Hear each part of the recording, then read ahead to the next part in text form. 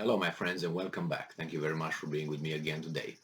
Yesterday, I was talking about that tanker that was seized by Greece that belonged to Iran and allegedly had, I think, Russian oil, or they had some, I don't think it had Russian oil, I think it has 12 Russian crew members, and it was seized by Greece in the Mediterranean, and then the Greeks called the Americans came, took the oil out. I think the oil was Russian or something. They took the oil out, and then the Iranians seized two Greek tankers in the Gulf, and then they suck that oil out and say we got back what you took from us.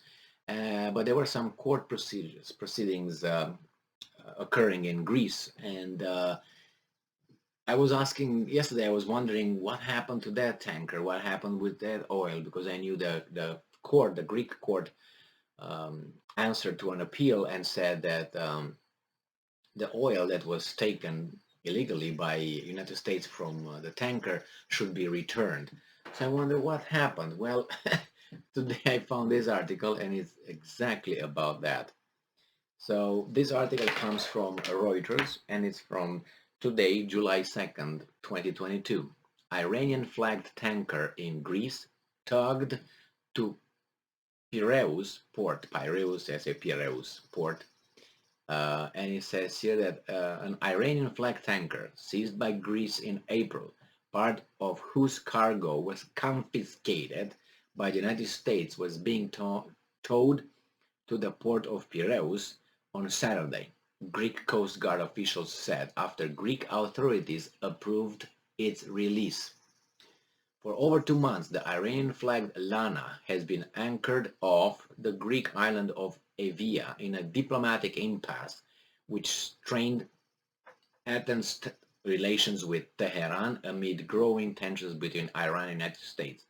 Well, Greece was just used and was unfortunately was its hands were tied by the membership, that they claim in the European Union and NATO. So when you do that, you have to abide by the boss's decisions that you have to agree, because you're not going to take on, like Erdogan, you're not going to have the balls to take on NATO or to European Union, because if you try, you're going to lose funds. Remember, that's how the European Union functions. If you don't do what I say, which I being Brussels, if you don't do what I say, then I will not release funds with you. And since you're a beggar here in this European community, since you European Union, since you can't afford living on your own, you depend on my funds. So you are actually, I support you here.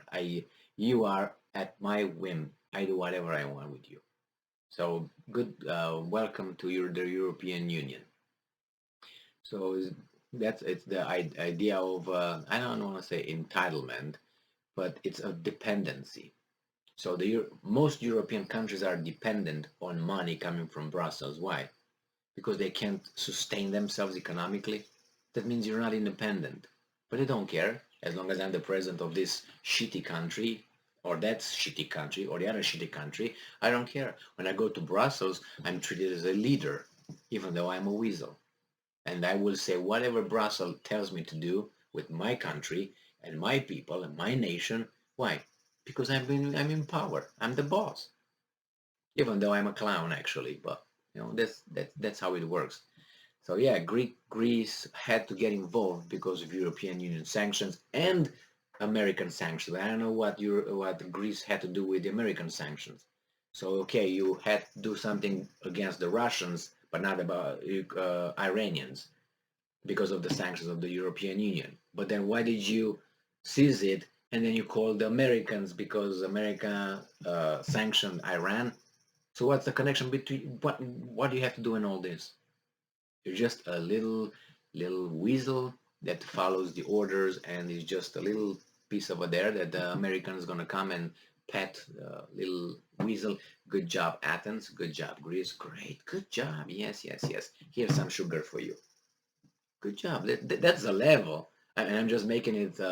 I don't know. It'll be like a funny, or I'm making it, but like a parody, but this is where it gets. This is the level. They wear very nice suits, expensive suits. They pretend to be, leaders, intellectuals, diplomats, and all that. No, but they are that. They're exactly that. That's the level. All right. So it says here that I'm quoting. It left Charistos at 6:30 a.m. and is expected to reach Piraeus around 10 p.m., an official said. Greek authorities in April impounded the Lana and its oil cargo with 19 Russian crews, not 13 or 12, 19, doesn't matter if it's 19 or 25 anyway. Russian crew members on board near the coast of Evia due to sanctions following legal actions by the United States. All right, I just, okay, sanctions followed by legal action. That decision was overturned on June 10th due to complications regarding the ownership, but until last week the ship was being detained by another company over debts owed by towing services. The Lana, which, that's a technicality by the way, the Lana, which has engine problems, was officially released after the amount owed was paid off, a legal source told Reuters. So they got the oil that they need, but they paid it. So it's like, I take your product that you don't want to give it to me, I pay for it. So let's say I'm in need of food. I don't have food. And I say, hey, Tom, can you give me some food? You say, no, I'm not going to give you some food. Moreover, I place sanctions on you to sell your food. And when I see you on the street, I go with a gun and they give me your food because you're violating my sanctions. I take your food that you would not sell it to me by my sanctions. And then I say, well, you know what? I'm going to give you money for that. But I don't want to sell you the food. I want you to starve. Well, too bad, but I got the bigger gun than you do. So basically, this is what it's right here. And it says here that um, part of the ship's Iranian oil cargo has already been transferred to another ship, Ice Energy, which was hired by the United States and is moored off Piraeus ports. So yeah, following an appeal by an Iranian company on June 7th, the Greek judicial panel overturned the court order that has allowed the confiscation of the cargo on behalf of the United States, clearing the way for Lana to retrieve it. It was not immediately clear if it would do so or if the US or Greek governments would challenge the latest ruling.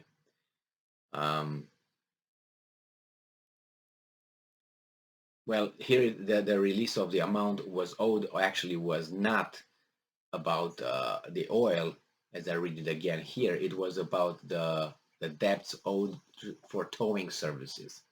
But nevertheless, still the thing is available. I place sanctions on you and I show up with a gun and take your oil, and you don't want to give my your oil, but I take it nevertheless. So now they have to give back the oil. Let's see if this guy's gonna give it.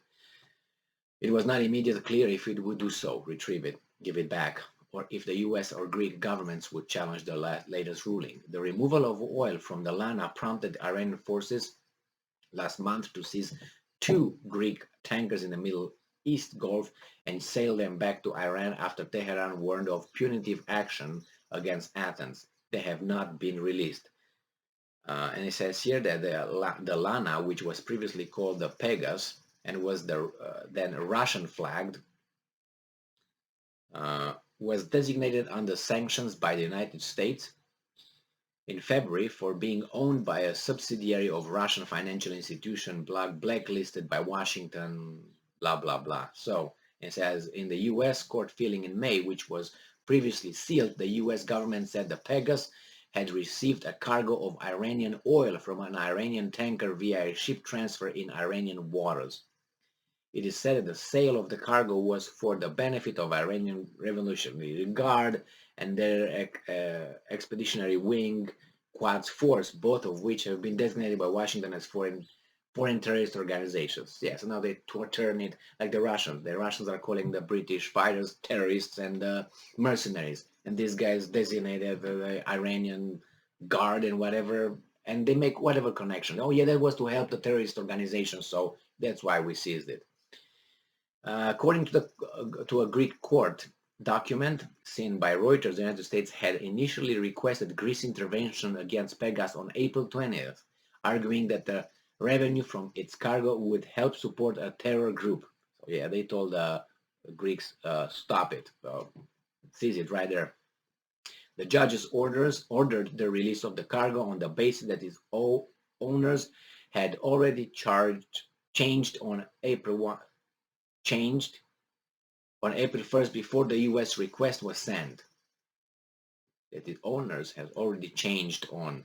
The document said none of the cargo's current or former owners had been sanctioned, and no evidence was presented that either was linked to the illegal action the U.S. cited. So basically, they lied and they seized it before they proved any evidence, which was just this kind of evidence.